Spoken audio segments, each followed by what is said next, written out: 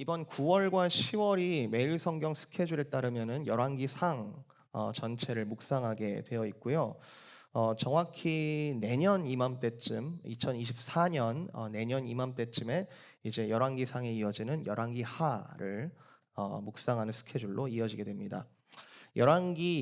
열왕기라는 책은 구약 성경에서 역사서에 해당하는 책이고 이제 열왕 우리가 열국 열왕 이렇게 표현할 때 모든 왕들 모든 나라 이제 이렇게 표현하거든요. 열왕이라는 것은 이스라엘 왕국의 왕들의 이야기를 이제 서술한 책이 이제 열왕기죠.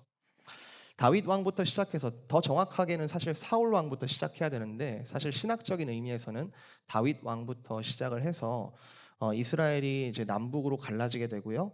북이스라엘이 나중에 먼저 멸망하고 남유다가 계속해서 한 100여 년 정도 더 명맥을 이어가다가 남유다가 최종적으로 바벨론에 의해서 멸망을 하게 되는 그때까지의 이야기. 그때까지 이야기에 우리가 여름에 예레미야서를 묵상했었는데 예레미야 선지자는 요 마지막 단계, 마지막 멸망 때 활동했던 선지자입니다. 마지막 왕의 이름은 시드기야이고요. 그러니까 열왕기상 그리고 열왕기하는 정확하게는 다윗의 죽음부터 시작해서 시드기야 왕의 죽음까지 모든 왕들의 행적을 기록한 책이 바로 열왕기서입니다. 여러분 역사를 좋아하시는지 모르겠어요. 역사를 좋아한다, 뭐 난 역사를 별로 안 좋아한다. 이게 프리퍼런스의 문제인지 잘 모르겠는데 사실 역사라는 과목을 역사라는 분야를 개인적으로 좋아하는지 안 좋아하는지와 상관없이 우리 모두는 역사 위에 살아가고 있습니다. 공부를 해보신 분은 알겠지만 어떤 과목들도 역사와 분리가 되지는 않습니다. 뭐 문학, 철학, 뭐 이런 것들, 인문학은 뭐 당연하고요. 컴퓨터 같은 것들을 공부를 해도 컴퓨터의 역사 위에 지금 우리가 누리고 있는 기술들이 서 있습니다. 분야에 따라서 역사에 대한 무게감이 조금 다를 수는 있겠지만 어떤 분야는 조금 더 역사적인 걸 많이 보는 분야, 또 어떤 분야는 뭐 역사적인 부분들이 이미 녹아져서 뭐 하나하나 따지지 않아도 뭐 역사를 그렇게 크게 다루지 않아도 현재에 더 집중하는 분야가 있을지 모르겠지만 역사라는 것은 우리의 현재를 설명할 때 가장 좋은 설명이 되죠. 2023년이 왜 이렇게 생겼는가? 2023년이 왜 이렇게 흘러가고 있는가?라는 질문은 우리가 이미 지나온 2022년, 2021년이라는 이전의 역사와 무관하지 않고 우리는 역사 위에 여전히 서 있으며 우리는 역사의 영향을 받고 있고 또 역사의 산물이라고 말할 수 있을 겁니다. 이 땅에 유일하게 모든 피조물이 역사 위에 서 있지만 이 땅에 유일하게 역사 위에 계시는 분이 있습니다. 여러분 믿으십니까? 우리 하나님께서 역사 위에 계시다라는 것을 여러분 믿으십니까? 역사 위에 계시지만 오늘 찬양했죠. 당신은 시간을 뚫고 이 땅 가운데 오셨다. 역사 위에 계시지만 역사 속에 들어오셔서 우리와 함께 하시는 분. 하늘에 계신 여기서 하늘이라는 거는 스카이가 아니라 헤븐이죠. 하늘 초현실적인 이 땅과는 질적으로 다른 그 공간이죠. 하늘에 계신 그분의 뜻이 우리의 역사 속에 우리가 알만하게 들려지고 드러나고 나타나고 그렇게 기록된 것을 우리는 계시라고 부릅니다. 계시. 하나님께서는 계시하시는 하나님. 하나님께서는 자기만 진리를 꽁꽁 알고 자기만 소유하시는 분이 아니라 우리를 사랑하사 우리에게 그 자신의 뜻을 하늘의 뜻을 계시하시는 하나님.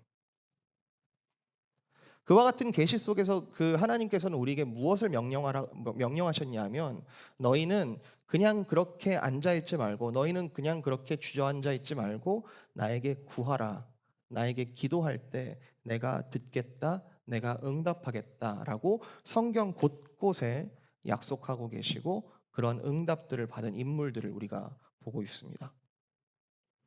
우리가 하나님과 인격적으로 만난다, 우리가 하나님을 인격적으로 교통한다라고 할 때는 하나님께서는 계시로 교통하시는 거고 우리는 기도로 교통합니다. 개혁주의적인 입장에서 우리가 하나님과 은혜로 교통하는 방편은 세 가지를 꼽는데요. 하나는 말씀, 또 하나는 성례, 또 하나는 기도를 꼽습니다. 이 말씀과 기도라는 이 소통을 온전하게 붙드시는 것이 우리가 성례로 온 마음과 정성으로 그리스도를 기념하지 않습니까?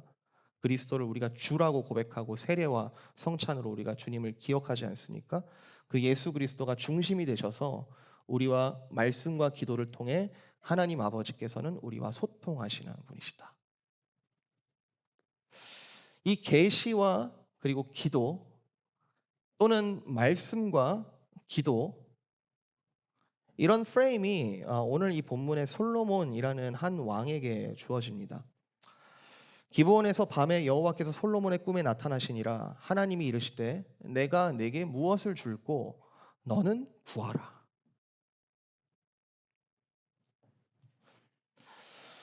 내가 너에게 무엇을 줄까? 나는 주고 싶은 하나님이다. 내가 너에게 무엇을 줄고 너는 나에게 구하라. 우리 성도님들에게 기도라고 말하면 많은 선입견을 갖고 계시는 것 같아요. 기도. 어떤 말투로 해야 하는지, 기도를 할 때는 몇 시간을, 몇 분을 해야 되는 건지, 기도를 할 때 어떤 표현들을 써야 하는 것인지, 그리고 기도는 언제 해야 하는 것인지, 또 누가 주로 어떤 모임들을 가면 항상 목사 또는 이제 장로님들이 기도를 하는 빈도가 많죠. 누가 기도를 할 수 있는 것인지.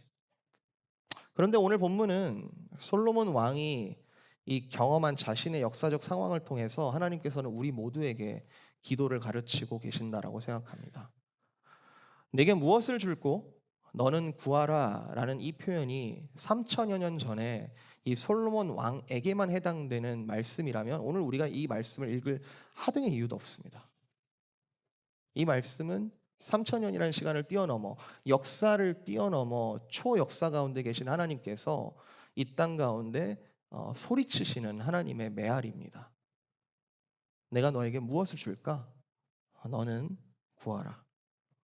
오늘 이 순간에 지금 예배를 드리고 계시는, 그리고 예배 가운데 여러분 나아오셨는데 은혜의 보좌 앞에 여러분이 담대하게 나아오셨는데, 여러분 이 시간 하나님께서 저와 여러분에게 나타나셔서 알라딘의 요술램프 같은 걸까요? 지니 같은 걸까요? 여러분 무슨 상상을 해도 좋아요. 어쨌든 하나님께서 저와 여러분에게 나타나셔서 너는 구하라, 구하라 라고 하신다면 여러분 뭘 구하시겠습니까? 뭐라고 답하시겠습니까? 오늘 이 말씀 가운데 제가 세 가지 파트로 말씀을 드리려고 합니다. 첫 번째, 구하고 있는가? 두 번째, 무엇을 구하고 있는가? 세 번째, 어떻게 구하고 있는가? 자, 첫 번째부터 들어갈게요. 구하고 있는가? 5절에 따르면 하나님께서 나타나셔서 내가 무엇을 줄까? 너는 구하라라고 말씀하시면서 하나님께서는 지금 먼저 솔로몬에게 묻는 것 같아 보이죠. 하나님께서 나타나셔서 솔로몬에게 마치 호의를 베푸시는 것처럼 그렇게 보여도 사실 솔로몬 왕은, 오늘 본문을 잘 읽어보면 솔로몬 왕은 하나님께 무언가를 구하고 있습니다. 구하는 중에 있습니다. 구하는 행위 가운데 있는 사람이었습니다. 그 증거는 여러 가지가 있습니다. 솔로몬이 갑자기 아무것도 안 했는데, 아무 고민도 없었고, 아무 행위도 하지 않았는데, 아무 마음도 품지 않았는데 하나님이 갑자기 나타나셔서 내가 너한테 뭐 줄까? 이렇게 나타나셨다라고 보기 어려운, 솔로몬이 먼저 하나님을 구하고 있었다라는 증거는 오늘 본문에 여러 가지를 찾아볼 수 있는데요. 첫 번째 찾아볼 수 있는 단어는 일천번제라는 단어입니다.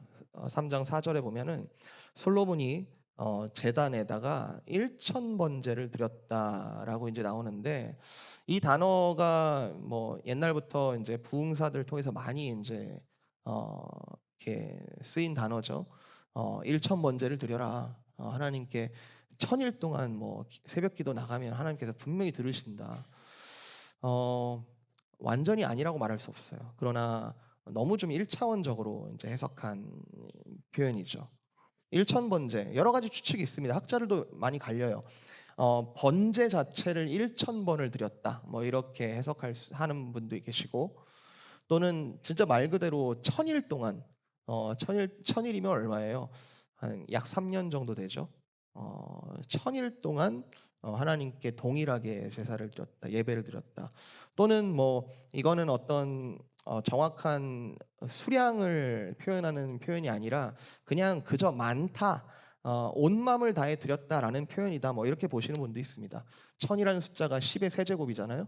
10이 완전수 중에 하나인데 10의 세제곱, 3도 완전수인데 10의 세제곱으로 상징하는 표현.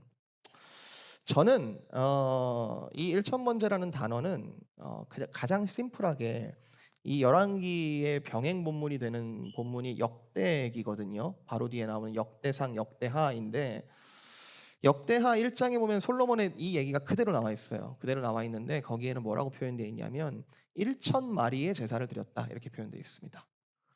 1,000마리의 제사를 드렸다. 그러니까 하나님께 제사를 드리는데 1,000마리의 가축을 제사로 드렸다. 물론 이제 레위기 말씀을 보면은 하나님께 예물을 드릴 때에는 어떤 신분적인 차등이 있습니다. 정말 돈이 없는 경우에는 집비둘기나 산비둘기를 잡아가지고 하나님께 번제를 드려라. 뭐 어떤 이렇게 가정 단위로 드리게 될 때는 뭐 염소나 양을, 그리고 지파의 리더라든지 제사장이 드릴 때는 소, 암소나 숫소를, 굉장히 그 차등이 있어요. 왕은 어떨까요? 왕이 1,000번제를 드렸다는 것은 어느 정도 규모였을까요? 그 당시 왕은 뭐 뭐든지 할 수 있는 사람 아니에요? 그 당시 왕은 1,000번제, 우리가 어렵게 생각하는 것 같아 보이지만 왕에겐 간단한 일 아닙니까? 뭐 그렇게 생각할 수도 있지만 성경을 어디를 찾아봐도 솔로몬 이외에 다른 어떤 왕들이 1,000번제를 드렸다는 기록이 없습니다. 사실 상상을 해봐도 1,000번제라는 거, 1,000마리의 가축을 하나님께 드리는 그 이벤트는 정말 쉬운 일은 아닐 겁니다.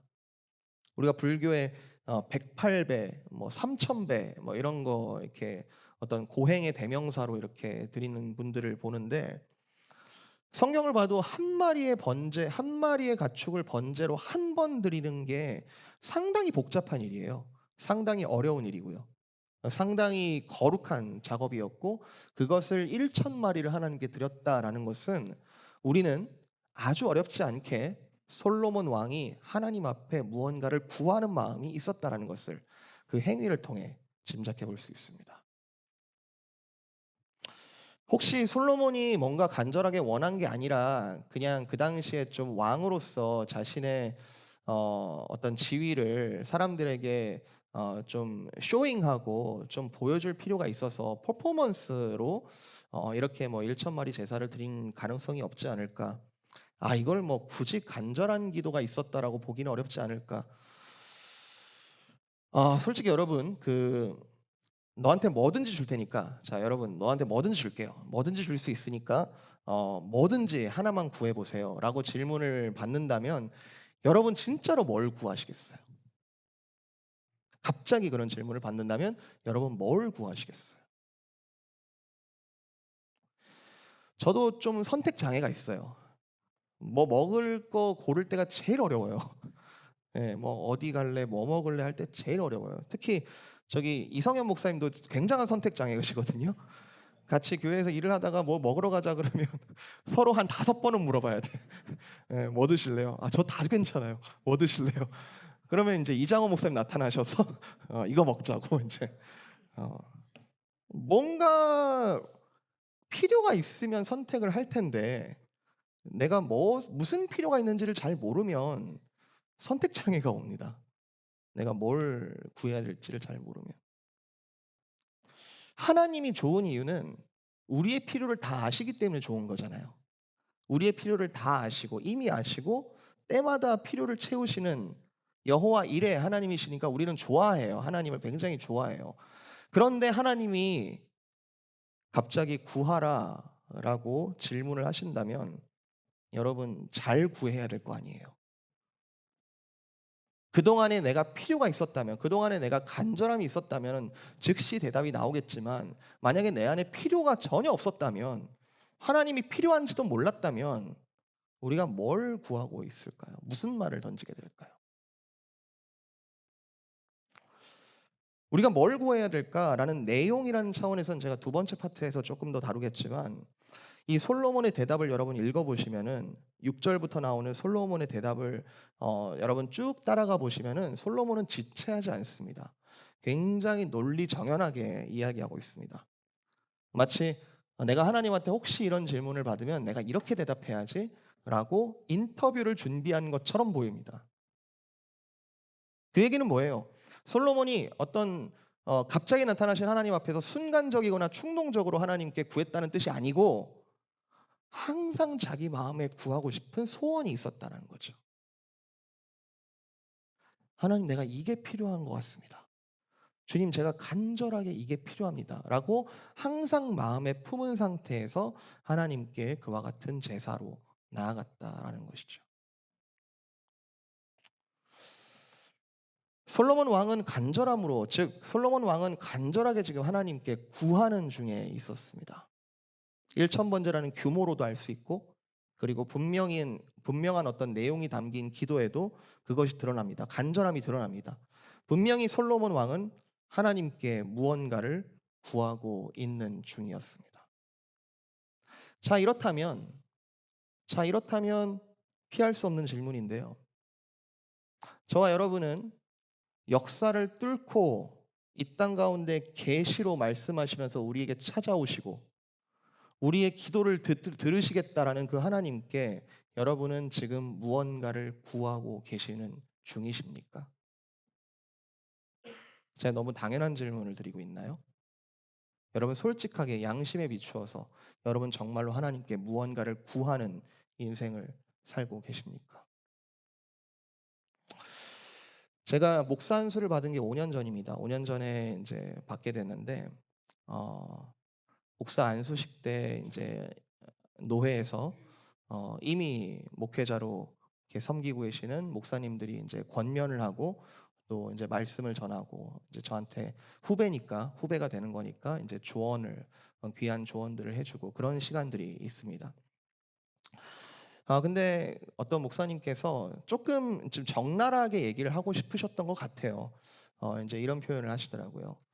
어, 사실 그때부터도 벌써 이제 한국의 어떤 교회 교세가 점점 줄어들고 있는, 또는 이제 교회 내에서도 아이들의 숫자가 점점 줄어들고 있는, 젊은 세대가 이탈하고 있는 이제 이런 현상들이 이제 꽤 큰 문제였거든요. 우리 다음 세대의 목회자들이 목회가 왜 안 되는 줄 아냐? 그거 기도 안 해서 그렇다. 우리 선배만큼 기도 안 해서 그렇다. 좀 기분이 확 상했어요. 기도를 안 하는 건 아니잖아요.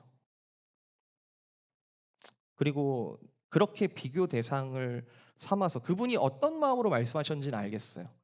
근데 그렇게 비교 대상으로 삼아서 권면이라는 표현 속에서 그렇게 말씀하시는 게 우리 세대, 다음 세대로서 어떻게 들릴까? 그게 어떤 긍정적인 효과를 낳을까? 굉장히 질문이 들었습니다. 다행히도 그날 목사 안수식에는 저 혼자 안수를 받는 중이었긴 했었어요. 그러니까 저만 보고 말씀하시는 거죠. 저만 보고.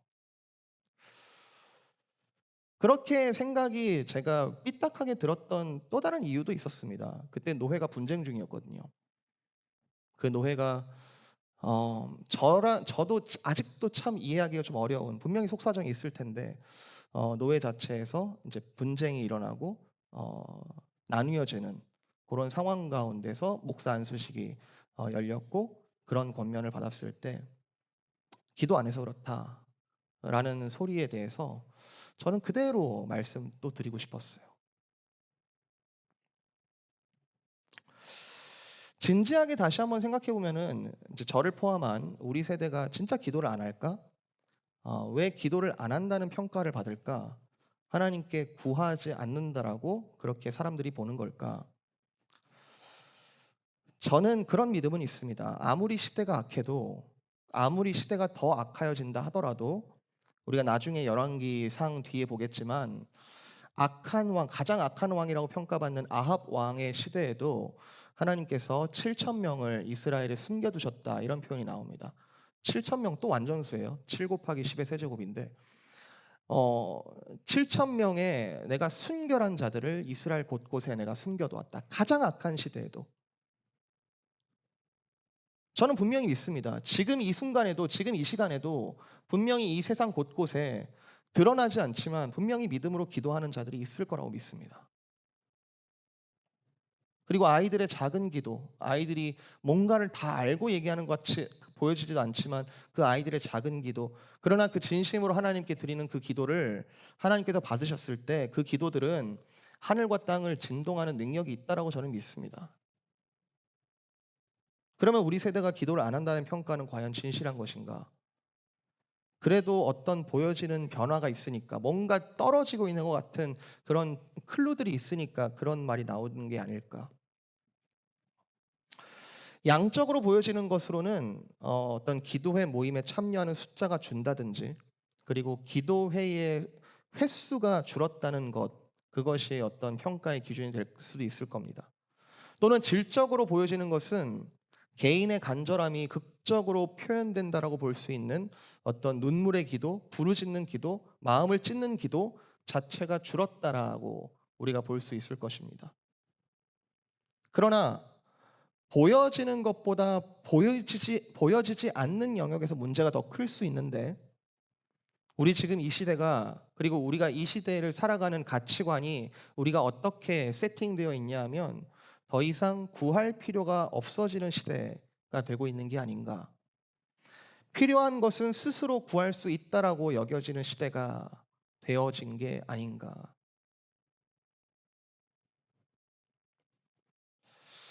여러분 시편이 악인에 대해서 고발할 때 시편이 악인에 대해서 뭐라고 묘사하냐면요. 그는 하나님이 없다 하도다 이렇게 표현해요.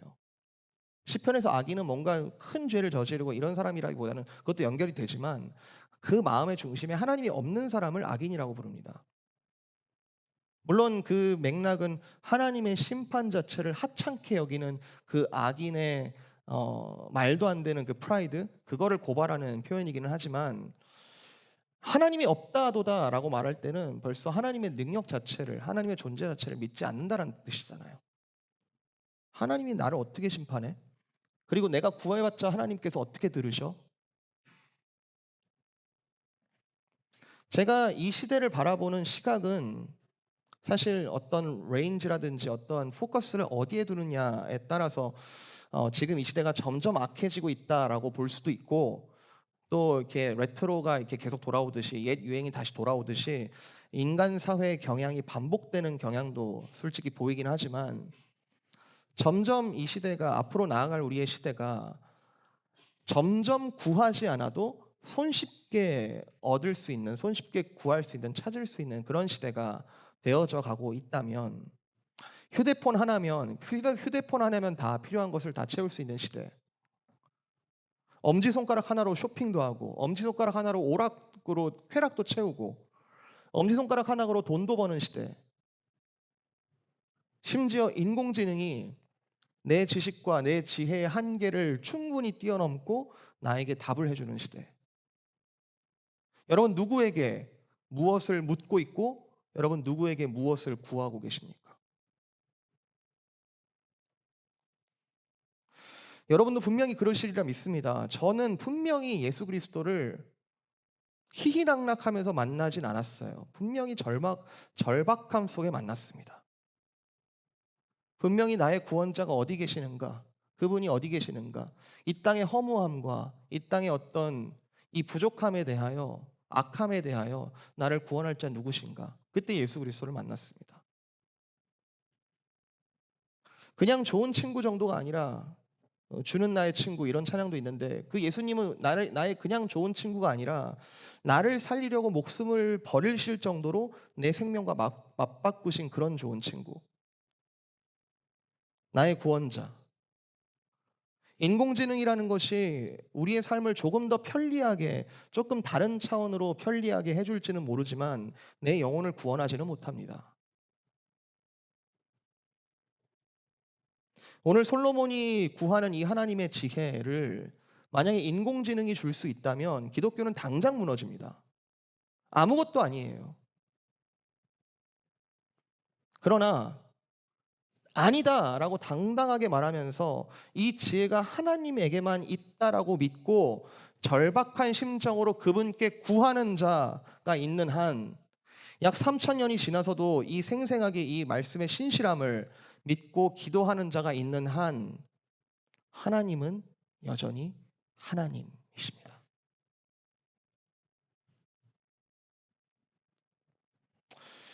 요즘 세대가 기도에 약해졌다라는 평가, 우리가 솔직하게 좀 대했으면 좋겠습니다.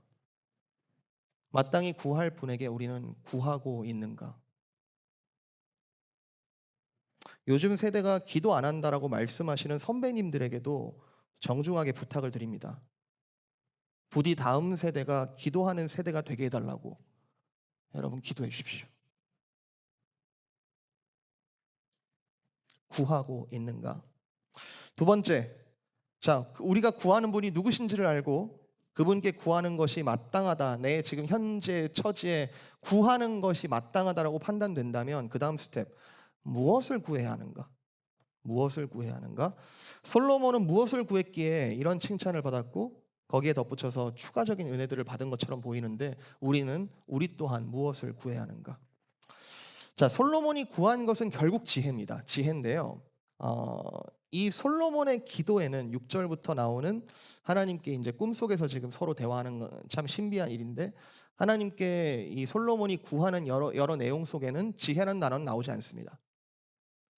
그리고 나중에 솔로몬이 그 구한 것들을 하나님께서 정리하시면서 하나님께서 이것을 네가 이것을 구했다라고 지칭하실 때 11절 후반부죠. 11절 후반부.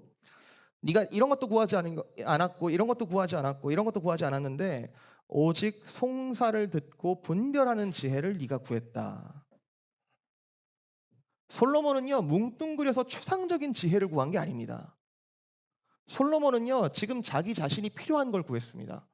솔로몬은요 자기 자신의 지금 특별한 상황, 특별한 정황 그 속에서 필요로 하는 특정한 지혜를 구했습니다.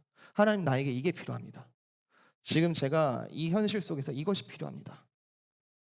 즉 솔로몬은 아주 구체적인 기도 제목을 가지고 있었습니다. 솔로몬이 기도할 때 상황은 이렇습니다. 위대한 왕이라고 평가받는 다윗 왕, 사실상 이스라엘 왕국을 시작한 왕, 무에서 유로 완전 모든 기틀을 닦아놓은 다윗 왕이 죽었어요. 초유의 관심사는 누가 그 다음 왕이 될 것이냐예요. 누가 그 다음 왕이 될 것이냐. 다윗에게는 여러 아내들이 있었고 그 여러 자녀들이 있었고 그 중에 누가 왕이 되느냐. 이미 다윗의 생전에 압살롬이라는 큰 반란이 있었고 아버지가 도망가야 될 정도로 큰 반란이 있었고 다윗의 말년에도 열왕기상 시작이 누구로 시작하냐면 아도니아라는 아들로 시작하거든요. 1장에 보시면 핫깃의 아들 아도니아가 스스로 높여서 이르기를 내가 왕이 되리라 하고 자기를 위하여 병거, 기병, 호위병을 준비하니 그는 압살롬 다음에 태어난 자요 용모가 심히 준수한 자라. 그러니까 잘생긴 사람은 일단 조심해야 돼요, 여러분. 잘생기면 일단 축복이죠. 축복인데 성경에서 말하는 잘생김이라는 것은 자기 잘생김을 잘생김으로 믿고 자기 자신을 믿는 것에 더 가까운 사람을 표현합니다. 용모가 준수하고 그의 아버지가 네가 어찌하여 그리하였냐라고 하는 말로 한 번도 그를 섭섭하게 한 일이 없었던 모범생 아도니아.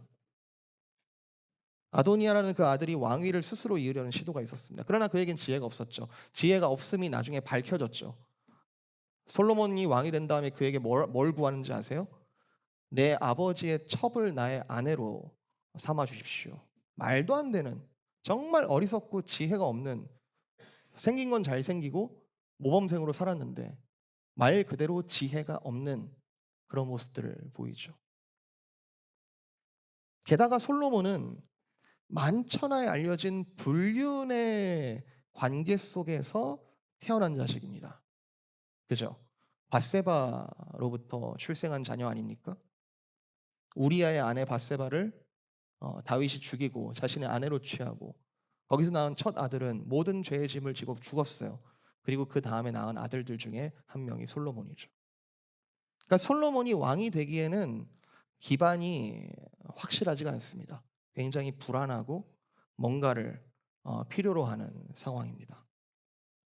그리고 솔로몬이 왕이 된 나이는 다른 왕들은 몇 살에 즉위하고 몇 년 동안 통치했다 이런 기록들이 나오는데 솔로몬은 없어요, 그게. 그래서 정확하게 추정하기는 어려운데 아버지의 생애와 다윗의 생애와 그리고 아들이 이제 르호보암의 생애를 이렇게 맞춰서 조합을 해보면 조금 넓게 보면은 한 21살에서 31살 사이에 왕이 된 것으로 보여집니다. 그러니까 솔로몬이 왕이 된 나이는 청년기에 왕이 된 것으로 볼 수 있죠. 또 열왕기상 2장을 보면 앞장에 보면은 다윗의 마지막 유언이 나오는데 이게 중요해요. 다윗의 마지막 유언을 솔로몬에게 남기는데 솔로몬에게 너는 말씀에 잘 순종해라. 항상 그 말씀을 네 입에 담아라. 이런 말 보편적인 부탁을 하면서 보편적인 유언을 하면서 동시에 세 가지 특정한 부탁을 하는데 요압과 바르실레의 아들들과 시므이를 네가 지혜롭게 처결하라. 이런 굉장히 구체적인 미션을 유언으로 남깁니다. 되게 어려운 일들이에요. 요압은 다윗 인생을 굉장히 복잡한 그런 인물이고요. 요압과 시므이를 심판해 달라. 그리고 바르실레의 아들들은 네가 지혜롭게 잘 보답해 달라. 그런 유언인데 거기 유언을 자세히 읽어보면은 다윗이 너는 요압 죽여라, 너는 시므이 죽여라 이런 말 안 나와요. 내 지혜대로 행해라. 내 지혜대로 행해라. 그런데 네가 어디로 가야 될지는 알고 있으니 지혜를 삼아서 잘 해결해라. 아니 기반도 약하고 젊은 데다가 아버지도 해결하기 어려웠던 그 어려운 일들을 그대로 받으면서 왕위에 오른 거예요. 그리고 나서 성경은 뭐라고 기록하고 있냐면 솔로몬이 이렇게 기도했다라고 기록하고 있는 것이죠. 솔로몬의 기도 중에 그가 무엇을 구하고 있는가? 9절 보세요. 누가 주의 이 많은 백성을 재판할 수 있겠습니까? 듣는 마음을 listening mind 듣는 마음을 종에게 주사 주의 백성을 재판하여 선악을 분별하게 하옵소서. 여기서 듣는 마음이라는 이 듣다의 원어는 샤마라는 히브리어 단어인데요. 이게 신명기의 가장 핵심 키워드가 되는 들으라 이스라엘, 쉐마 이스라엘 그 단어와 같은 단어입니다. 이스라엘아 너희는 끊임없이 들어라. 쉐마 이스라엘, 이스라엘들아 너는 마음을 다하고 뜻을 다하여 주 여호와 하나님을 사랑하라. 이 말씀을 너는 미간에 삼고 손목에 감고 그리고 항상 그 말씀을 외워서 집에 문설주에 붙여서 항상 그 말씀을 기억하게 하라. 솔로몬이 뭘 구한다고요? 하나님 아버지, 제가 이런 상황 가운데 있습니다. 저에게 listening mind, 듣는 마음을 주십시오. 아까도 우리가 무엇을 구하고 있는가라는 질문에서 잠깐 나왔습니다. 우리는 누구의 말소리를 듣고 있습니까? 인스타? 유튜브? 여러 뉴스? 여러 가지 믿을 만한 사람의 이야기? 여러분 누구의 말을 듣고 있습니까? 여러분 잘 아시겠지만 소요리 문답 제1문 사람의 제일 되는 목적이 무엇인가? 사람의 제일 되는 목적은 즉 인생의 목적은 하나님을 영화롭게 하는 것과 영원토록 그를 즐거워하는 것이다. 여러분 많이 외우고 계시죠? 하나님을 영화롭게 하는 것 그리고 그를 즐거워하는 것이 인간됨의 목적이다. 제2문 하나님께서 그러면 무슨 규칙을 우리에게 주시어 어떻게 자기를 영화롭게 하고 어떻게 즐거워할 것을 지시하셨는가? 답. 신구약 성경에 기재된 하나님의 말씀은 어떻게 우리가 그를 영화롭게 하고 즐거워할 것을 지시하는 유일한 규칙이다. 유일한 규칙이다. 여기서 하나님께 영화롭게 한다는 것은 하나님을 예배한다, 하나님을 인정한다, 하나님을 경배한다 이런 표현이겠고 영원토록 그를 즐거워한다라는 것은 조금 포커스가 우리를 다 포함합니다. 하나님과 함께 있는 것을 즐거워하는 것 포함해서 그와 함께한 백성들과 그 즐거움을 나누는 것. 하나님을 사랑하고 이웃을 사랑하는 것은 분리된 게 아니에요. 같이 연결되어 있는 거죠. 우리의 삶이 특별히 이 이웃과 더불어서 연결되어 있는 모든 삶의 영역, 우리가 오늘 걸어가야 하고 우리가 오늘 돈을 벌어야 되고 우리가 오늘 살아가야 되는 모든 영역에 있어서 참으로 하나님을 즐거워할 수 있게 되기 위하여 어떠한 유일한 규칙이 필요하냐 하면 솔로몬의 말을 따르면 듣는 마음을 이 종에게 주십시오.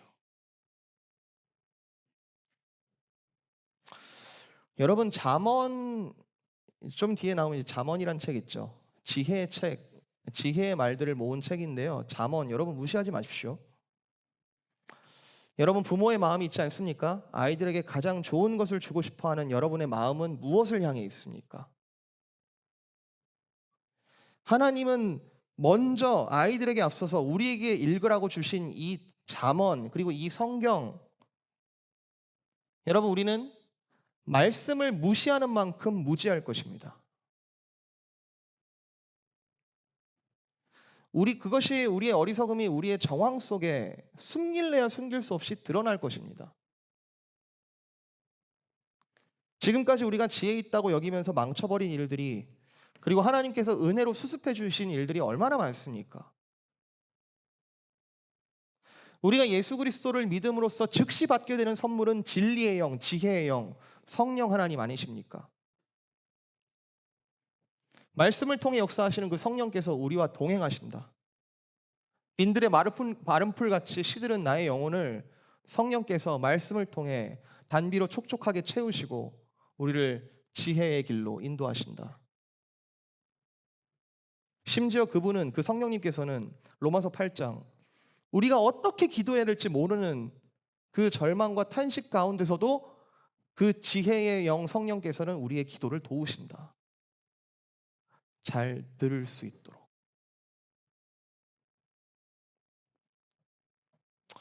무엇을 구해야 되나요? 여러분 무엇을 구해야 합니까?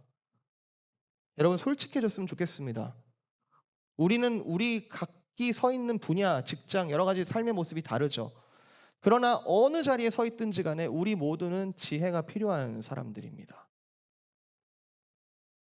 그리고 그 지혜에 대해서 솔로몬은 주여 종에게 듣는 마음을 주십시오 라고 우리에게 보여주고 있고, 우리 역시 듣는 마음이 너무나도 절실히 필요한 존재들이죠. 자, 말씀을 정리하면서 세 번째 말씀드립니다. 어떻게 구할 건가? 자, 구해야 한다. 구하는 삶이 우리의 본분이고, 그리고 무엇을 구할지가 분명해졌다면 이제 어떻게 구할 것인가? 아, 오늘부터 기도하라는 얘기구나. 오늘 말씀을 이제 한 문장으로 이제 여러분이 이제 한다면, 아, 기도하라고 했던 것 같아. 아, 기도해야겠다. 맞는 말인데, 맞는 말씀인데요. 이미 여러분이 수백 번, 수천 번 기도의 필요성에 동의를 하고 계시고 하나님께 더욱 기도해야겠다는 마음이 매번 똑같이 반복하여 마음에 이는 분들이시라면, 오늘 이 말씀 가운데 여러분이 적용하실 때 조금 더 구체적인 고민과 적용으로 나아가는 것이 실제적인 유익이 될 거라고 저는 말씀드리고 싶습니다. 어떻게 기도하실 거예요? 어떻게? 기도를 추상적으로 정리하는 것은 우리 신앙생활에 아무 도움이 되지 않습니다. 기도가 뭐래? 아, 기도의 데피니션? 아, 기도는 뭐라는 건 알아라고 하는 것은 우리의 신앙생활에 전혀 도움이 되지 않습니다. 기도는 하는 거죠. 기도는 믿음과 순종이 맞부딪히는 지점이죠. 인생에 있어서 우리가 그런 얘기 많이 하죠. 신방 가서도 그런 얘기 합니다. 기도할 제목이 있으십니까? 요즘에 기도하고 계시는 기도 제목들이 있으십니까? 인생의 어느 선 이상의 큰 이벤트만 기도 제목거리라고 분류하기보다 우리가 매 순간을 기도가 필요한 삶이라고 인정하며 아무리 작아 보이는 그 순간조차 우리가 기도로 주께 나아가는 것, 그런 연습이 필요하지 않을까요?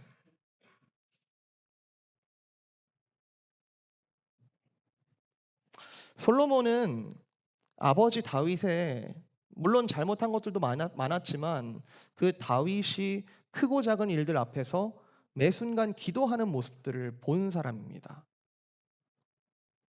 기도를 쉬었을 때 아버지가 어떤 범죄를 했는지 본 사람입니다. 보지 않았죠? 들었죠. 태어나기 전이니까.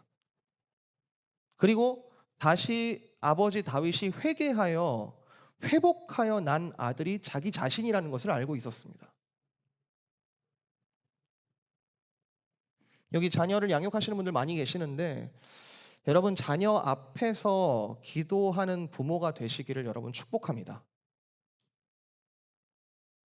자녀 뒤에서 말고요. 자녀 앞에서요. 가정에서 성경을 펴고 읽는 일은 부끄러운 일이 아니라 자랑스러운 일, 가장 지혜로운 일입니다. 그리스도의 이름으로 여러분 정말 진정한 부모로서 그리스도의 이름으로 자녀를 축복해 주십시오. 그런 축복의 권세가 아버지, 어머니에게 있습니다.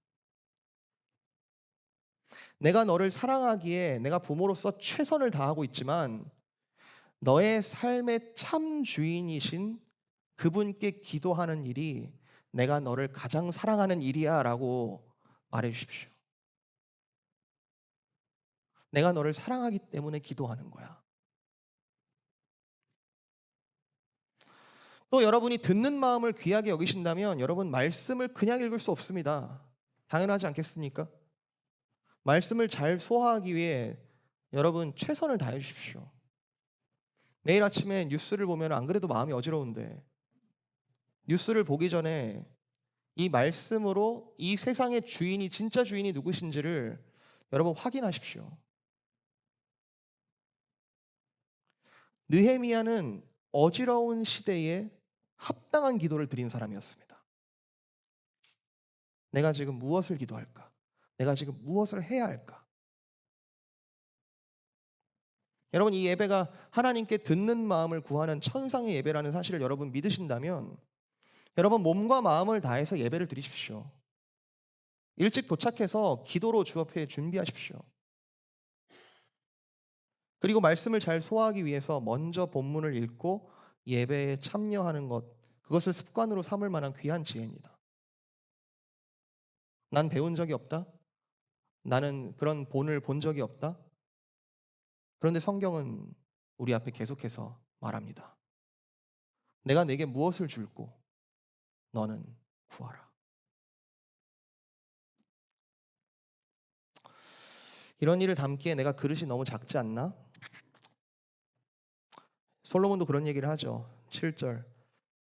나의 하나님 여호와여 주께서 종으로 종의 아버지 다윗을 대신하여 왕이 되게 하셨사오나 저는 작은 아이입니다. 저는 작은 아이입니다. 제가 어떻게 그걸 합니까? 제가 어떻게 그렇게 거대한 기도, 어떻게 그런 거대한 삶을 제가 살 수 있습니까? 흥미롭게도 이 작은 아이라고 말하는 두 사람이 있어요. 사사기에 기드온이라는 사사가 있거든요. 기드온 사사가 뭐라고 하냐면 천사가 나타나서 너는 큰 용사여 주님께서 너와 함께 하시도다 이렇게 선포하는 가운데 기드온이 아니 저는 작은 사람입니다. 저는 가장 작은 지파의 가장 작은 가문의 가장 별 볼 일 없는 사람입니다. 그러니 저는 못해요. 되게 겸손한 것 같죠. 겸손을 가장하지만 하나님이 보내신 천사 앞에서 하나님께서는 너는 할 수 있다라고 너는 네가 그렇게 나아오기를 원한다라고 지금 분명하게 말씀하고 계시지만 하나님 저 이해 못하실걸요? 제가 얼마나 작으신지 잘 모르실걸요? 저를 통해서 못하실 거라고 굉장히 교만한 모습을 보이죠.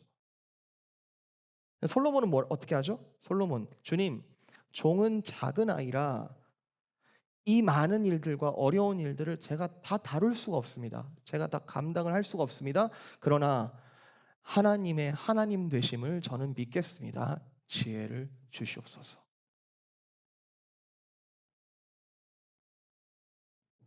자, 여기서 기도를 다시 정의하면 기도가 기도되는 가장 중요한 터닝 포인트는 무엇이냐 하면 역시 믿음입니다. 이 하나님을 내가 믿겠는가? 너는 구하라라고 말씀하시는 그 하나님을 내가 지금 믿겠는가? 내가 너에게 줄 수 있다. 너는 무엇인지 구하라라고 말씀하시는 하나님께 나는 그걸 믿고 구하겠는가? 저와 여러분이 하나님을 믿으면 우리에게 믿음이 있다라는 증거는 기도한다는 거거든요. 하지만 우리가 기도하지 않는다는 것은 역시 하나님을 그만큼 믿지 못한다는 방증입니다. 우리는 믿는 만큼 구하게 되어 있습니다. 사랑하는 성도 여러분, 믿음으로 기도하시길 바래요. 믿음으로 기도하시길 바래요. 여러분의 행위와 이 순종의 행위가 아무 의미 없는 것이 아닙니다. 여러분 자녀 앞에 기도하는 것이 어떤 의미인지 여러분 아신다면 기도하십시오. 자녀 세대가 빠르게 무너지고 있는 것을 여러분 알고 계실 겁니다. 여러분 모든 것이 하나님께로부터 왔다라고 하는 것에 우리의 표현은 헌금입니다. 하나님께 이 모든 것이 하나님께로 왔고 이거보다 더 채우실 것을 내가 믿습니다. 제 상황이 지금 이렇지만 하나님 자체를 제가 구합니다. 네가 잘 구하였다. 네가 구하지 않은 것조차 내가 다 너에게 허락하겠다. 여러분 11조를 가르치시려면 11조를 하셔야겠죠. 하나님이 하나님 되심을 여러분 인생 가운데 인정을 하셔야겠죠. 안 그렇습니까?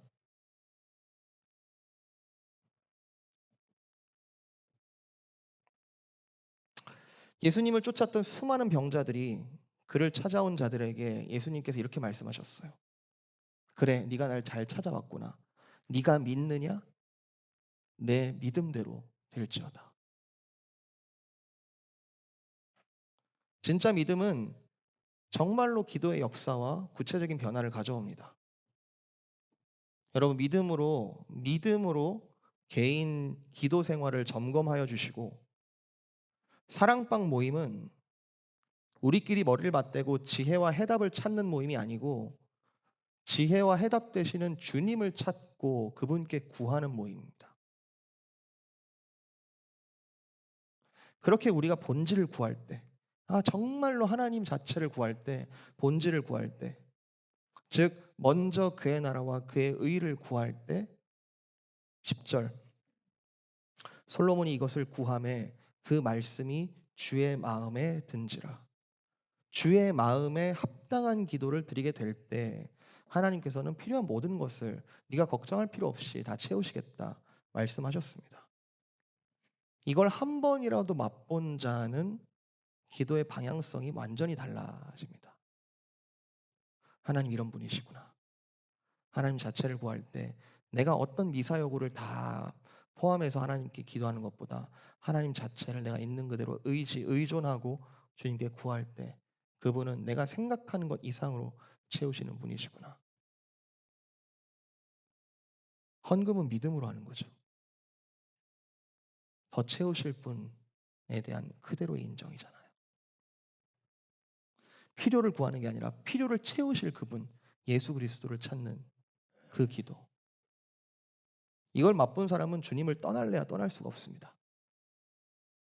인생 중에 그토록 찾았던 생수가 여기 있기 때문에 떠날 수가 없습니다. 빌립보서 4장 6절 아무것도 염려하지 말고 다만 모든 일에 기도와 간구로 너희 구할 것을 감사함으로 하나님께 아뢰라. 그리하면 모든 지각에 뛰어난 하나님의 평강이 그리스도 예수 안에서 너희 마음과 생각을 지키시리라. 아멘. 종은 작은 자입니다 하고 두려워 떨며 고백하던 솔로몬이 역사상 가장 전무후무한 지혜의 왕이 되었습니다. 그리고 그 출발이 여기 있습니다. 이 본문은 오늘 우리를 솔로몬과 단순 비교하기 위해 쓰여진 본문이 아닙니다. 우리의 방향을 교정하기 위해 오늘 우리에게 읽혀졌고 다시 한번 그리스도께 나아가는 그리고 믿음으로 달려가는 기도로 무릎 꿇는 저와 여러분 되시기를 주님의 이름으로 축복드립니다.